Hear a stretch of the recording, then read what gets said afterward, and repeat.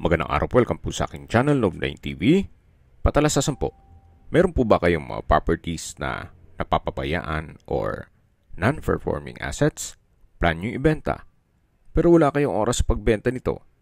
Kung ito'y pagkakatiwala nyo po sa amin, tawag lang po kayo sa aking numero, usap po tayo, gawin ko po ng video for free. Yes, libre po, wala po kayong babayaran. Tutulungan pa namin kayong mabenta ang inyong property. Kami na po bala sa marketing, sa boosting or paid ads. Even sa tripping, hindi na po kayo mapapagod sa pag-entertain ng mga buyers. Kami na po bala sa lahat. Tawag lang po kayo. Nandito po tayo ngayon sa Nasugbu, Batangas kung saan meron po tayong bagong video presentation. Isang residential farm property na may overlooking view. Ito po'y titulado, buhay po ang may-ari. Kaya wala po kayong magiging problema sa documentation o sa transfer ng title. Napakatahimik po ng lugar, sariwa ang hangin, at malamig po ang klima.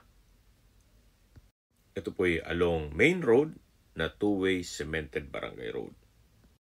Sa loob po itong property ay meron pong 5 structure. Ito pong main house o rest house. Then meron pong mga guest house, warehouse, at caretaker's house.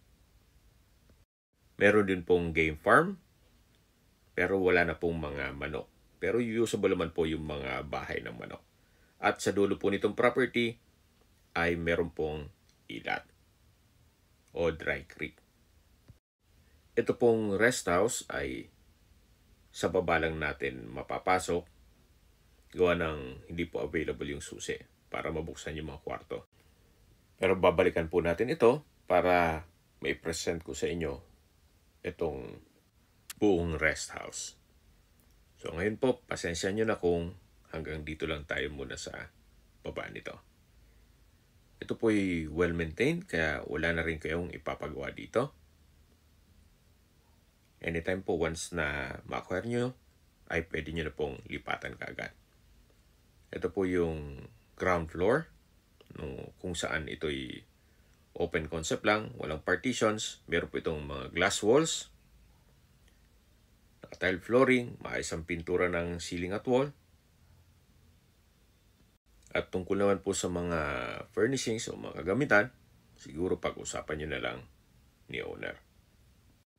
Ito pong property ay pwede nyo pong gawing events place. Ito pong building ay pwede nyo gawing receiving area. Then sa likod po napakalawak pa po ng area. Kaya po nang sabi ko sa inyo kanina, may lot area po ito na 2 hectares or 20,000 square meters. Patag na patag po ang lupa, kaya usable po lahat. Wala pong masasayang. At ang gandaan pa po dito, ito po ay may overlooking view. Bayan ng Nasugbu. Yan po yung driveway na papunta sa unang gate. Meron pong secondary gate dun sa kabilang side naman. At mula po dito, meron pong open field. Medyo slope lang ng konti, then patag ulit. Meron pong concrete stairs, pababa nito, pero ilang steps lang naman po yan. So yan po yung open field na kung saan meron po itong 3 cabanas. Ito po yung tinutukoy ko na pwede pong lagyan ng events place, then lagyan ng swimming pool, then yan po yung caretaker's house na may covered car garage. So mula po dito sa gitang parte ng property, yan po, tunghayan po, napakaganda, napakaaliwalas. At dito naman po yung game farm. Wala na pong mga manok dyan ngayon, pero usable naman po ang farm facilities. So dito na po yung driveway mula dito sa open field. Then diretso na po yan. Ito pong side na to ay yung concrete fence o perimeter fence. Ito pong driveway ay konkreto din po. So yan po yung game farm. Napakalawak po niyan. Hindi ko lang natanong kung ilang manok ang kakasya dyan. Hanggang sa dulo po at dun sa my guest house. Hanggang dito po, meron pong mga tipis, then may chicken house, at yan po yung guest house, at dyan po tayo galing kanina. Then next po dyan ay yung open field with cabanas, at matataw natin yung rest house. Napakaganda po, napakaliwalas nitong property.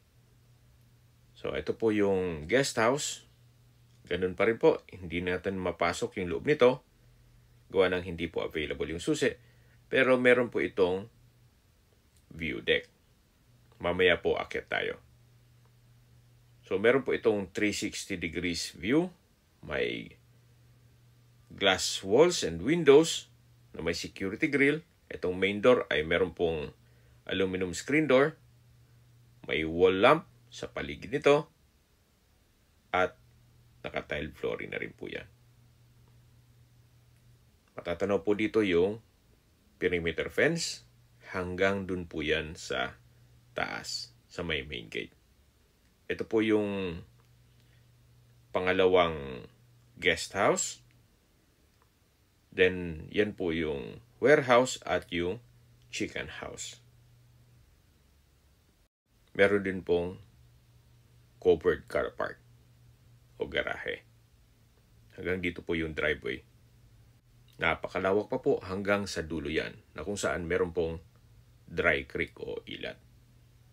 Ito pong guest house ay maayos na maayos pa, well-maintained. Ganun din po itong pangalawang guest house. Habang naglilibot po tayo at pinagmamasdan niyo po itong buong farm property, pag-usapan na natin ang distance, location at travel time. Mula po sa provincial highway, napakalapit lang po nito.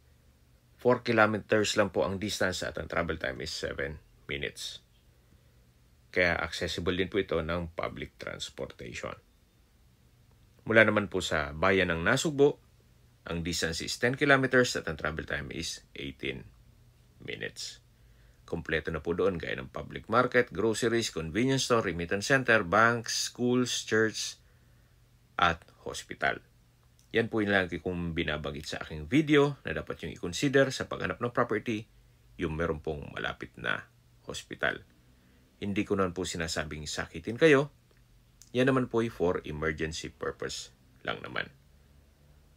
At malapit din po ito sa mga beach resort dito sa Nasugbo. Ang distance is 12 kilometers at ang travel time is 20 minutes. Mula naman po sa Welcome Arc ng Nasugbo, ang distance is 28.2 kilometers at ang travel time is 34 minutes. Mula naman po sa Twin Lakes, ang distance is 32.3 kilometers at ang travel time is 40 minutes. Mula naman po sa Tagaytay Rotonda, ang distance is 41.1 kilometers at ang travel time is 1 hour and 10 minutes. Mula naman po sa Calac Silang Interchange, ang distance is 62.1 kilometers at ang travel time is 1 hour and 20 minutes. Kung manggagaling naman po sa Manila o sa airport, ang distance is 108.9 kilometers at ang travel time is 2 hours and 23 minutes. So ito po ulit yung driveway at babalik po tayo dito sa harapan ng bahay o rest house. Meron pong maliit na kubo at open lanay. Then sa dulo po ay yung main gate. Sa mga nag-skip po ng video, summarize ko lang po, itong property ay nasa Nasugbo, Batangas. May lot area po ito na 20,000 square meters o 2 hectares. Ito po titulado. Buhay po ang may-ari kaya wala po kayong maging problema sa documentation o sa transfer ng title. Along two-way cemented barangay road at may access na rin po dito ng tubig, kuryente at internet provider. Okay, sa presyo na po tayo. Binebenta po ito ni owner sa halagang 3,000 pesos per square meter. Kung may mga katanungan po kayo, tawag lang po kayo sa aking numero. At sa mga kababayan naman natin na sa ibang bansa, meron po akong WhatsApp, Viber at Telegram. Same number lang po, 0917-316-3399. Sa mga nagtatanong naman po ng aming Facebook, meron po aming Facebook page na Nov9TV at Facebook Real Video. Meron din pong TikTok at Instagram. May ibang YouTube channel po kami, the Nov9TV channel, Nov9TV Listings, Nov9 TV on the spot, Nov9 TV updates,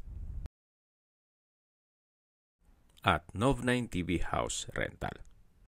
Sana po naibigyan nyo ang video presentation. Paki-like and subscribe na lang po sa aking channel para ma-update din po kayo sa aking future listings.